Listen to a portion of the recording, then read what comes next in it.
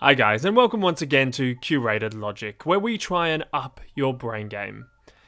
Today is an interesting one. Usually when I play a game for these reviews, I make sure that before I publish a review, I finish the game in its entirety. Although, if I am not really enjoying a game halfway through playing, chances are I will not enjoy the game overall. There are times when the back half of a game is better than the beginning half, and a score ends up being higher than I would have initially imagined. But every now and then, I come across a game that I am so frustrated by, so annoyed at playing, that I cannot help but remind myself that life is too short and I need not waste my time. And whilst that may sound harsh, especially when considering the multitude of glowing reviews the game in question has received, I could not help but feel this way when playing Little Nightmares 2.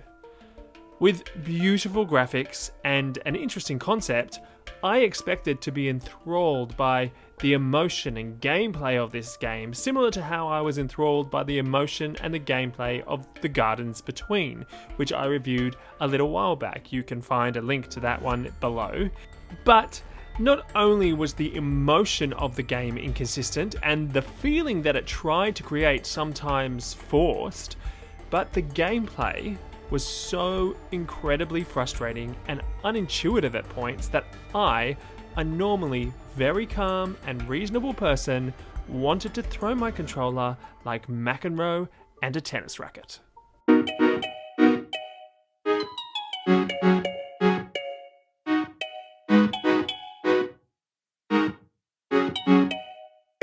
Alright, before I get into the nitty-gritty of this game, I do need to make one thing clear. I played this game on the Nintendo Switch. Now, after reading some reviews, it has been noted by some that the way the Switch controls work may be the real cause of my frustration, and the playability is simply better on other platforms, but I am not personally going to test this out. If you like the look of the game and want to give it a go, I suggest you try it on another platform, just in case this assessment is accurate. And if you do, please let me know how you go. Okay, on to the real review.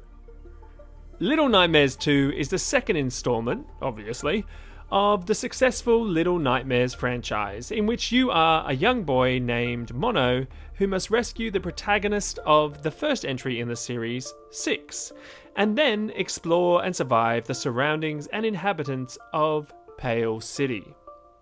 First and foremost, as I said in the introduction, the feel of the graphics in this game is wonderful. The aesthetics are suitably eerie and atmospheric, playing into the intended feeling of the game well. There are a couple of issues with the game being in 2.5D, however, as the depth of the game is sometimes hard to tell, and this led me to jumping for things from the wrong place a number of times. Like the graphics, however, the music and sound effects do a similarly good job at creating this atmosphere. Despite these elements though, the emotion of the game mostly falls a little flat. The reason behind this, in my view, is the way the story, in inverted commas, is treated. I personally never got invested in the two main characters that I was trying to save, as individuals or as a relationship. Granted, there were some cute moments that endeared me slightly to them, like the ability to make them hold hands or whistle for one another. But overall, there wasn't any consistent sense of feeling connected to these characters. More often than not, I felt like how I do when watching scary films, the characters being a vehicle for the scares rather than for relating to the viewer, or in this case, player to the characters. When a game is trying to create a certain feeling or emotion, especially one that combines the innocence of children with the complexity of violence and fear, I need to consistently feel more for the characters beyond just the general fear of a child being hurt. Otherwise, my feeling toward the game doesn't penetrate beyond a very surface, albeit strong, emotion. This game just misses hitting my core, which is something I think it needs in order for me to really love it. How much were the makers of the game relying on the story and emotion from the first game that people will have played to carry over into the second? But as I personally hadn't played the first, I was missing out on that sense of connection. Even with me feeling the game was missing something emotion-wise, I never considered this to be something that would impact the score I gave it dramatically. This small part may be wanting, but if a game has great puzzles, makes me think and stretches my mind, and I enjoy actually its gaming elements, it won't end up with a massively low score. The problem was, however, that this game brought none of those things. To quickly touch on the puzzles, there were really very few things in this game I would consider actual puzzles. Even when there was the occasional real logic type puzzle, it was in itself either far too easy or the scenery or your friend gave away what to do readily. I never felt challenged in any real brain stimulating way that I enjoyed. I did, however, feel challenged, but not because I found it difficult to figure out what to do, but rather that the controls and the playability of the game made it annoyingly difficult to do it. First off, there are some elements of the game which are not automated that really I think should be, and other elements that are automated that just shouldn't be. The amount of times I was sure I was holding onto the grab ledge button or the crawl button and nothing happened, often as a result either falling to my death or being caught by an evil pursuer, is just too many to mention. Granted, there would have been times where I might have been too slow or I pressed the wrong button, but most of the time, I know I didn't make an error, but the ledge would just not be grabbed. If a character is jumping up to a ledge or has to crawl because there is nothing else they can do, and it is obvious that this is what they want to do, it should just be an automatic behavior of the game to do it. As I insinuated, this really came to a head when grabbing a ledge or crawling was the last thing that needed to be done in order to escape an enemy or enemies who were close behind me.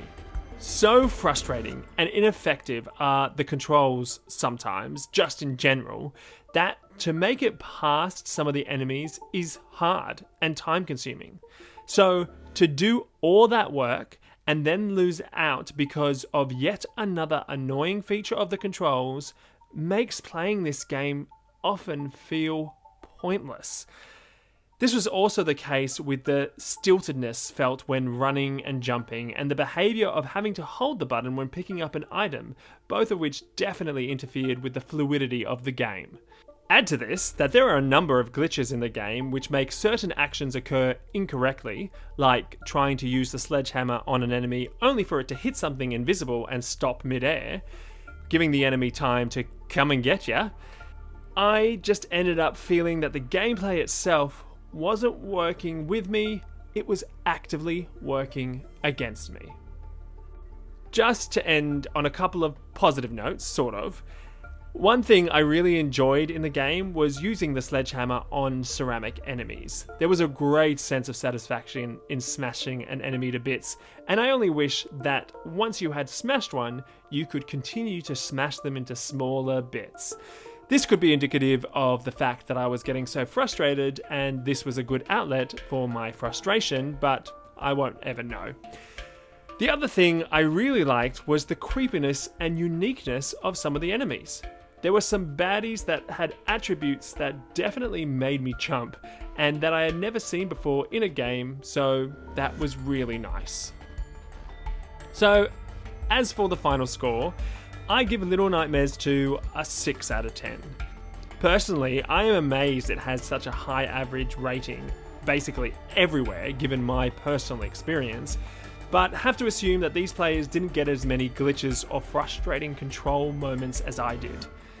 If you have played this game or do so in the future, please let me know what you thought. I'd be keen to hear more opinions whether you play it on the Switch or you don't.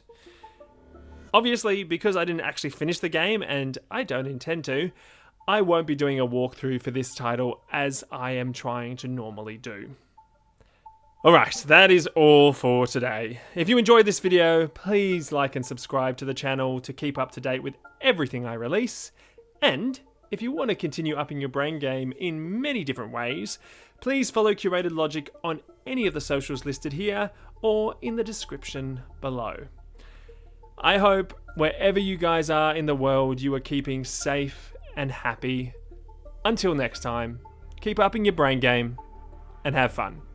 See ya.